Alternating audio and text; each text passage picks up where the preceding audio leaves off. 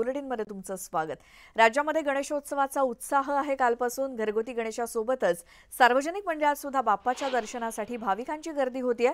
दरम्यान आज पुण्यामध्ये श्रीमंत दगडूशेठ हलवाई गणपती समोर सामूहिक अथर्वशीर्ष पठणाच्या कार्यक्रमाचं आयोजन करण्यात आलं होतं। दरवर्षीप्रमाणे ऋषी पंचमी निमित्तानं 31,000 महिलांनी सामुदायिक अथर्वशीर्ष पठण केलं।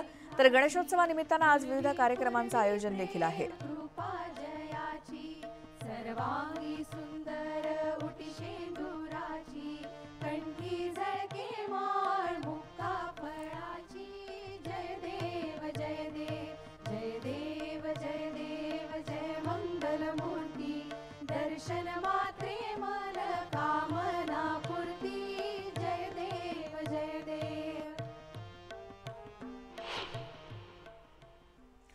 तर मुंबईची शान लालबागचा राजा सुद्धा मंडपामध्ये विराजमान झालाय। उत्सवांचं माहेरघर असलेल्या लालबाग परळ भागात गणेश भक्तांचा जनसागर उसळलाय। कालपासून जगभरातील गणेश भक्तांचा आराध्य दैवत बनलेल्या लालबागच्या राजाचं दर्शन घेण्यासाठी गणेश भक्तांची सर्वाधिक गर्दी उसळली आणि यंदा लालबागच्या राजाचा दरबार हा मयूर महालात आहे। तसंच लालबागचा राजा मयूरासनावरती विराजमान झालाय।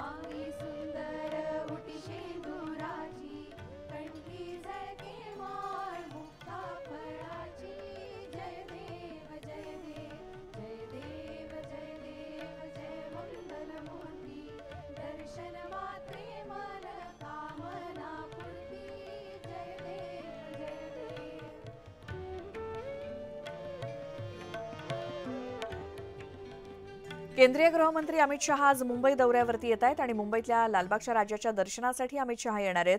सोमवारी अमित शहा लालबागच्या राजाचं दर्शन घेतील। मात्र आगामी विधानसभा निवडणुकीच्या पार्श्वभूमीवर काही महत्त्वाच्या भेटीगाठी आणि बैठकांसाठी अमित शहा आज रात्री मुंबईत येत आहेत। आज रात्री अमित शहा आणि मुख्यमंत्री यांची भेट होणार असल्याची माहिती मिळतेय।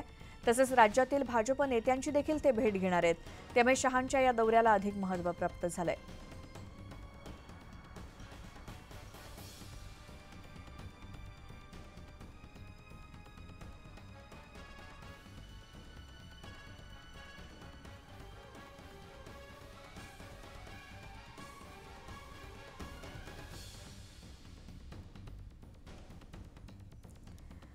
केंद्रीय गृहमंत्री अमित शहा मुंबई दौऱ्यावरती आहेत। आजच ते मुंबईत दाखल होत आहेत आणि उद्या सोमवारी लालबागच्या राजाचं ते दर्शन घेणार आहेत।